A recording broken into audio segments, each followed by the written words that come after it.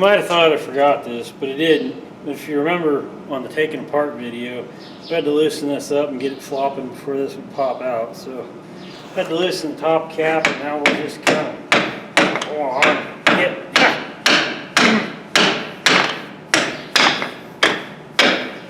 There. Now it'll all go back together. If that went in the right hole. Shit.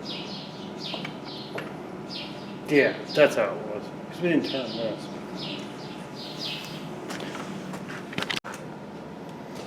Now the book says we have to take this big, heavy hub and put it over there on the steering knuckle with the seal out of it to set the rolling resistance on the bearings.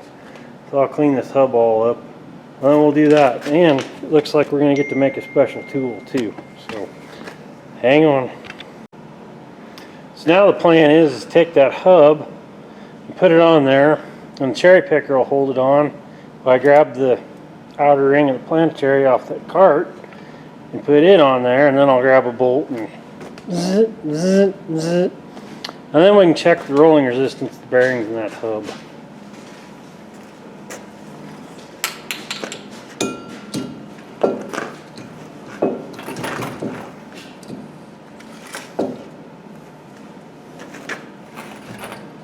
Stay.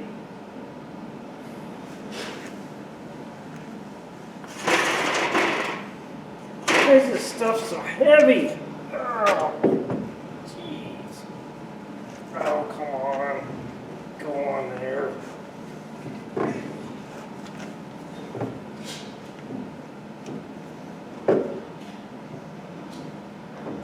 Oh, come on. Oh, come on. Get on there. Oh, jeez. Finally. Now the plate holds all this on. And the shims. The bolt.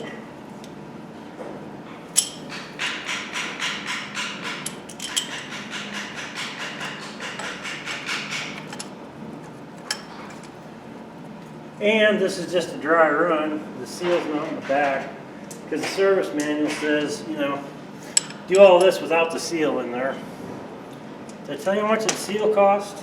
You're going to be shocked. I gotta go look at the paper because it's such a big number. I don't even remember.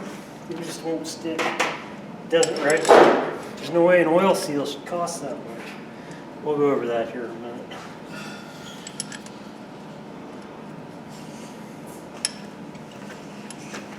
Dang, how many of these are there? 8. Seems like more. Oh.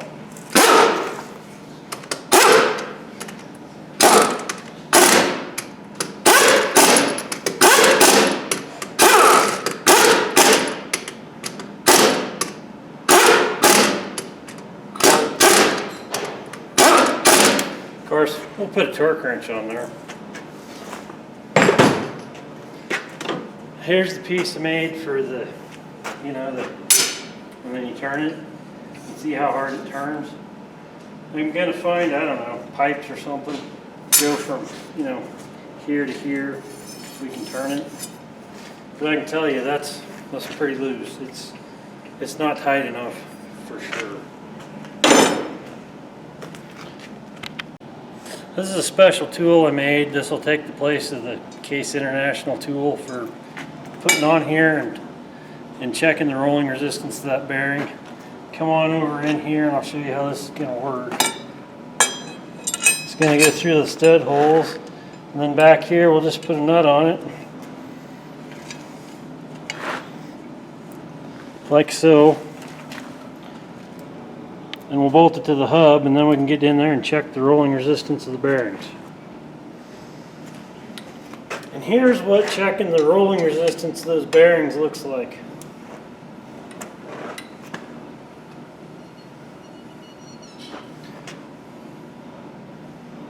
Yep, looks like about 100 inch-pounds.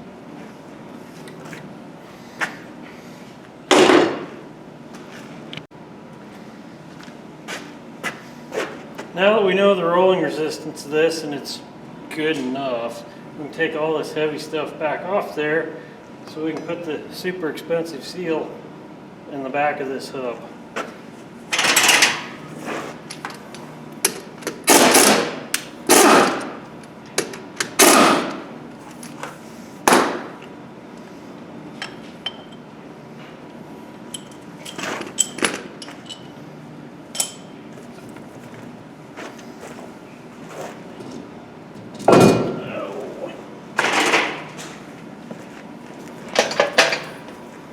Come on, oh, it's heavy.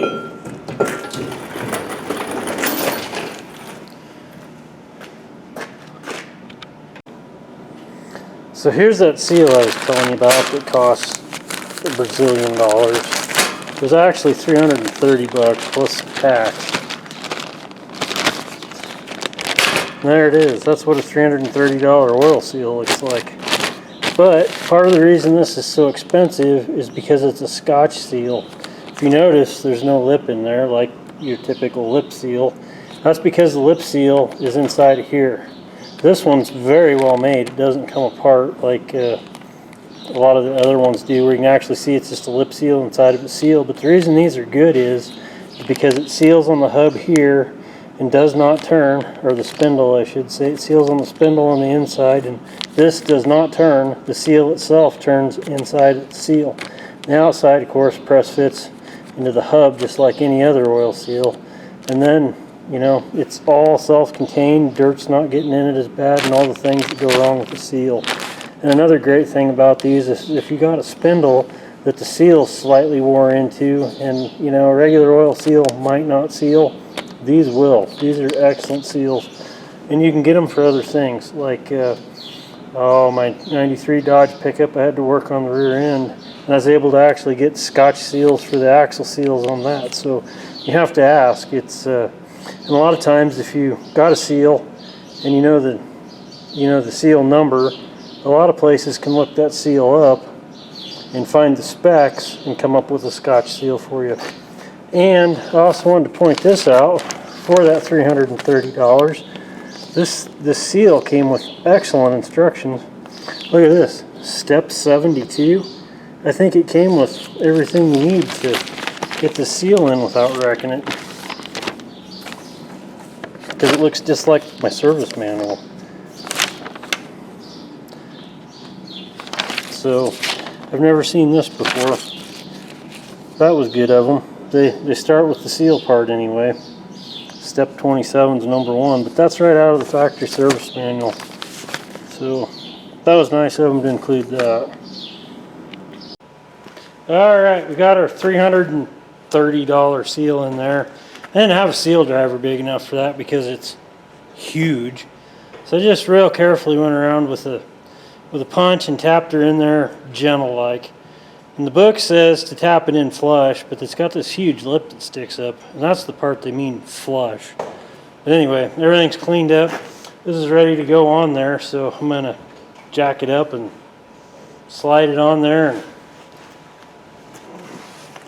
we'll get the hub back.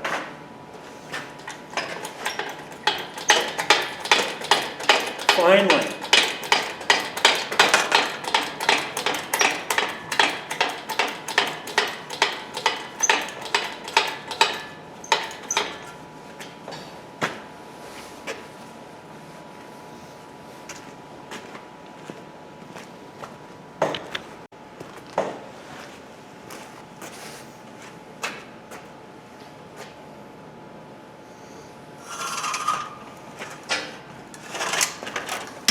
Whoa, gotcha.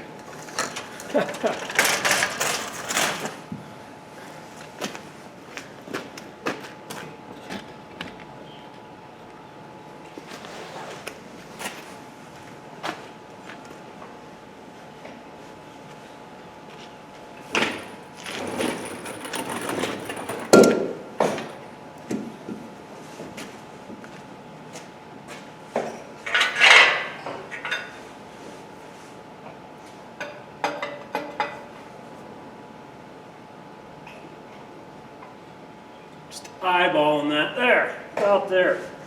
That might be the right height-ish. I don't know.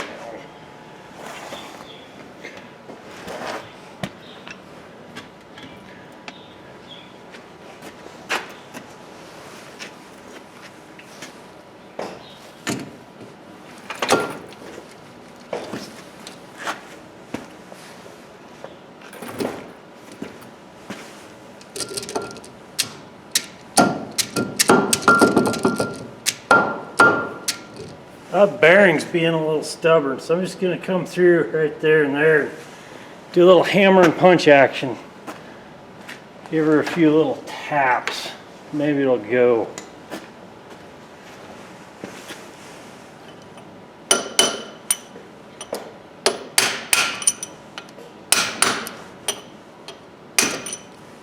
There we go.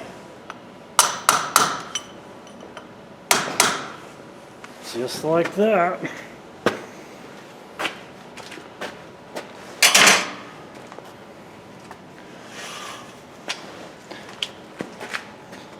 Remember this big, ugly, heavy thing? Well, it's next. Come on. Just draw.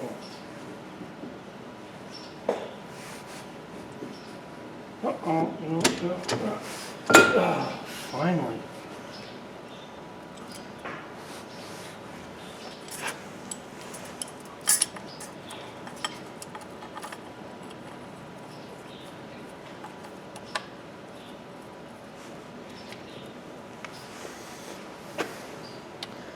There we go. I'll put those in and tighten them up to 90 foot-pounds, and then we can work on that big heavy outer cover with the Planetaries in it.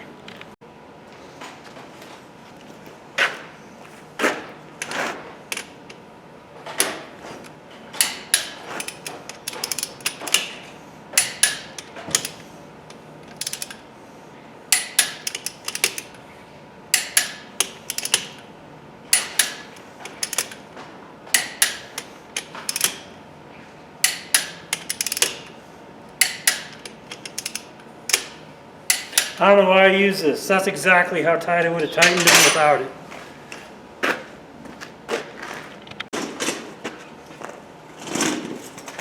Now we can put the sun gear in, but to get that sun gear and that little shaft in there, it's got to hook into that U-joint that's just sitting in there all, you know, not right.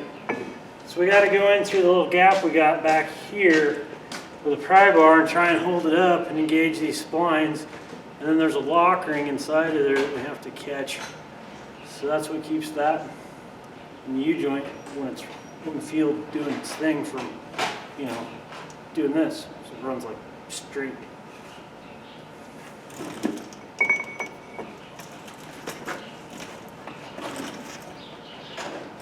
It always wants to fight you.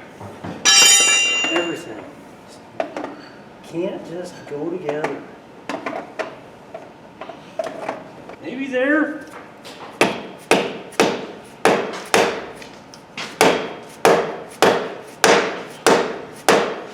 No.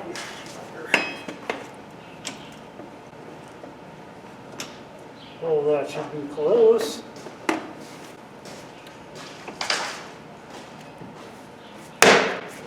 Come on. Oh, you dirty. Rotten. This could take the rest of the week. Oh, that was straight enough, but it's just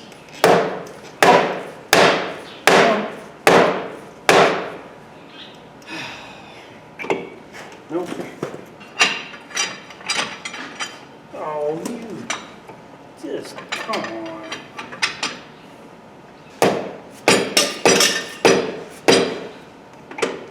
What? Oh, come on.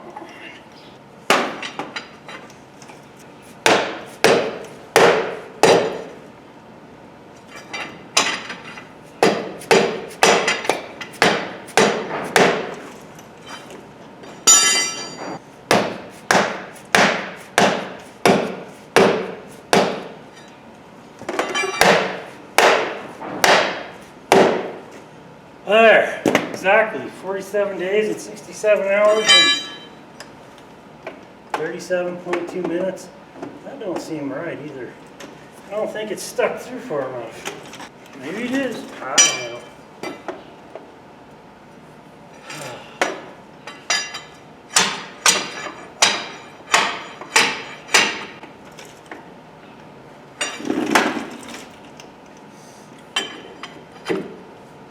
Yeah.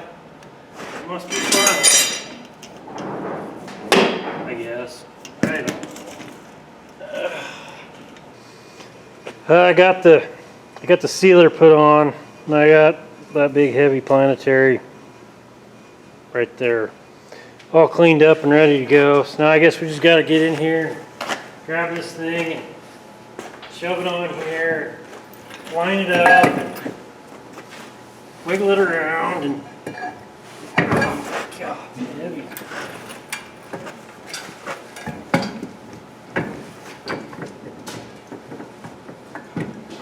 Oh, almost. Nope. Oh, come on. Oh.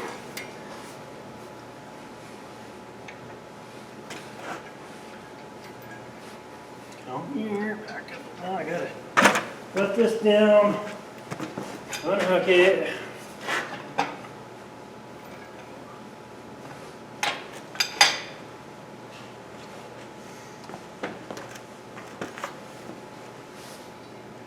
Don't drop this stuff down in there, because we'll have another problem.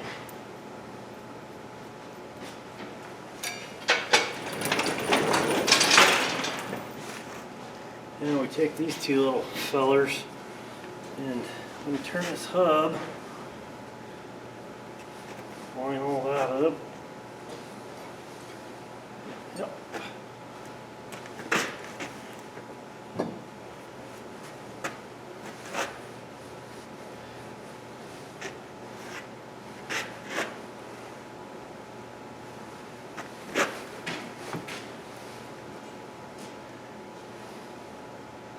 I'm just gonna rock this drive shaft a little, see if, nope.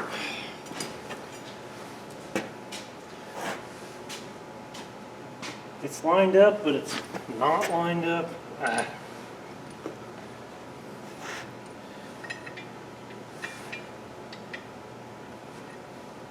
Guess I'll back it off of here.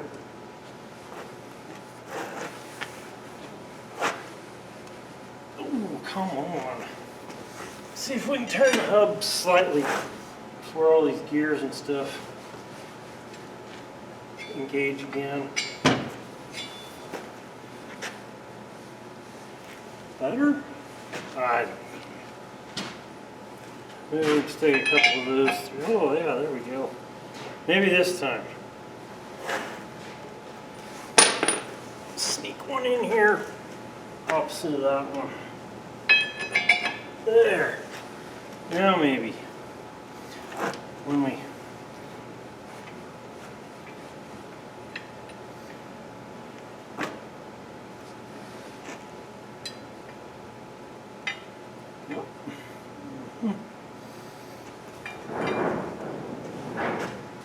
now rock the drive shaft a little. Oh no. Oh. Ah.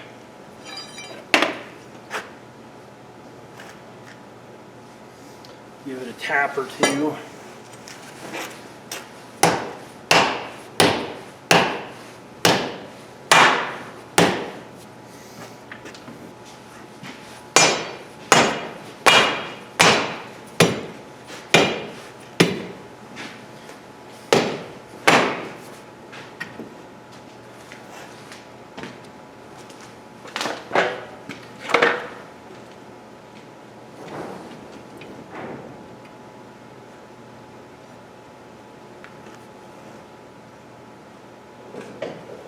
There we go. This Planetary housing cover was slightly bound up going together. This tractor evidently has the optional locking or posi slip or posi track front axle. So jacked the other side up and it pretty well come unbound. It really loosened up, and so I'm going to go around this surface where the wheel meets and wire wheel it and clean it all up. Then we'll put the studs in.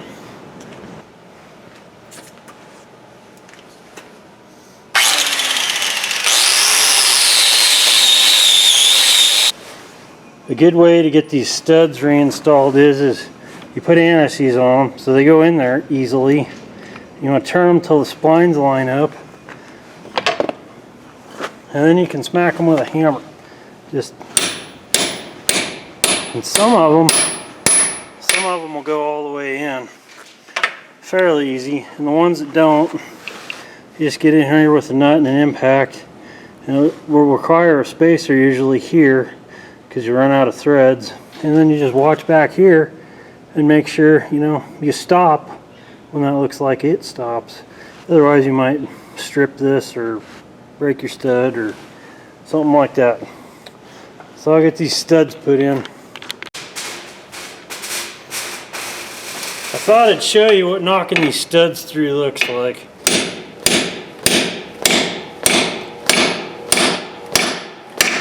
Here I changed tone. That one's in. Now maybe you're working on something you can't get to the backside and hit. What you do is you just get in here and you line your spline up, and then you put a spacer over, and then you put your lug nut on, and then you whip on this with the impact and just watch her suck in.